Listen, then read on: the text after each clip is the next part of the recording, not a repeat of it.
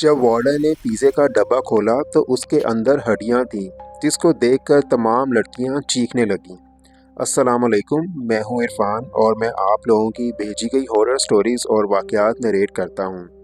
اگر آپ کے ساتھ بھی کوئی ایسا واقعہ یا ہارر سٹوری پیش آئی ہو جسے آپ ہمارے ساتھ شیئر کرنا چاہتے ہیں تو ڈسکرپشن میں دیے گئے واٹس ایپ پہ آپ اپنی سٹوری ہمیں بھیج سکتے ہیں۔ تو آج کی سٹوری شروع کرنے سے پہلے آپ سب ایک بار آیت الکرسی پڑھ کر اپنے اوپر پھونک مار لیں، کیونکہ کہا جاتا ہے کہ جب ایسی مخلوقات کے بارے میں باتیں کی جاتی ہیں تو وہ اپنی باتیں بہت شوق سے سنتی ہیں۔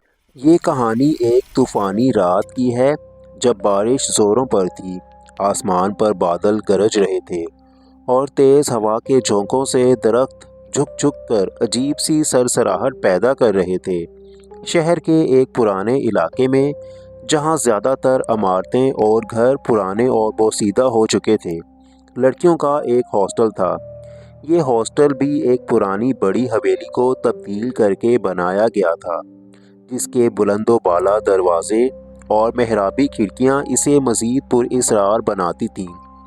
بارش کی بوندیں ہاسٹل کے زنگ آلود لوہے کے گیٹ سے مسلسل ٹکرا رہی تھیں اور ارد گرد کا ماحول سنسان اور ویران لگ رہا تھا۔ ہاسٹل کی کچھ کھڑکیوں میں روشنیاں جل رہی تھیں، جہاں لڑکیاں رات کے اس پہر پڑھنے یا آپس میں ایک دوسرے کے ساتھ گپ شپ کرنے میں مصروف تھیں، مگر باقی کھڑکیاں اندھیرے میں ڈوبی ہوئی تھیں، جیسے ان کے پیچھے کوئی راز چھپا ہوا ہو۔ رات کے تقریباً 12 بج رہے تھے جب ہاسٹل کے مین گیٹ پر ایک زوردار دستک ہوئی۔ یہ دستک، اور اس وقت دستک کوئی معمول کی بات ہی تھی، کیونکہ اکثر لڑکیاں رات گئے دیر سے کھانے یا کوئی اور سامان آرڈر کرتی رہتی تھیں، مگر آج موسم بہت خراب تھا۔ بارش 3 گھنٹے سے مسلسل ہو رہی تھی اور اس وقت کسی کا وہاں آنا بہت عجیب لگ رہا تھا۔ کون ہے؟ چوکیدار نے گیٹ کی طرف دیکھتے ہوئے اونچی آواز میں پوچھا۔ باہر بارش میں بھیگی ہوئی ایک دھندلی سی پرچھائی کھڑی تھی۔ وہ ایک ادھیڑ عمر ڈیلیوری مین تھا، جس نے ایک ڈیلیوری بیگ پہنا ہوا تھا اور اوپر رین کوٹ پہن رکھا تھا۔ اس کے کندھے پر ایک بھاری فوڈ ڈیلیوری بیگ لٹک رہا تھا اور ہاتھ میں ایک پیزے کا ڈبہ تھا، جس پر بارش کے قطرے تیزی سے ٹپک رہے تھے۔ Pizza delivery man! اس آدمی کی بھاری آواز بارش میں ہی دب گئی۔ چوکیدار نے اندر جا کر ریسیپشن پر بیٹھی وارڈن سے پوچھا، کیا کسی لڑکی نے پیزا آرڈر کیا تھا؟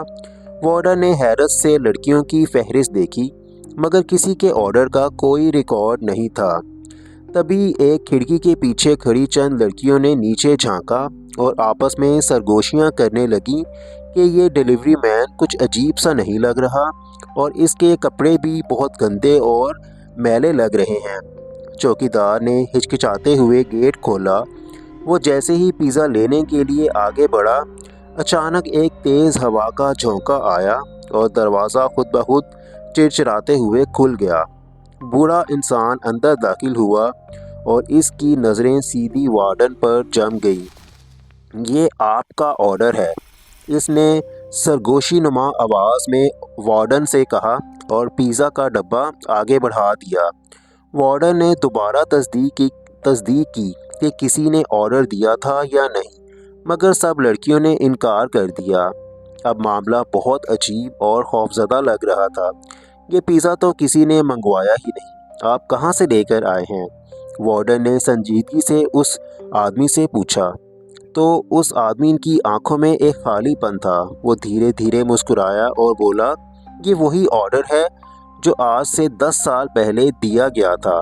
یہ سنتے ہی وارڈن، چوکیدار اور تمام لڑکیاں سکتے میں آ گئی۔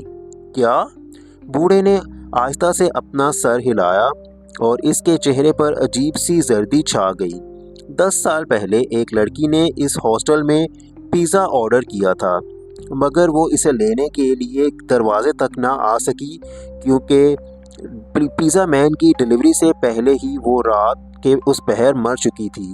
یہ سنتے ہی لڑکیوں کی چیخیں نکل گئیں۔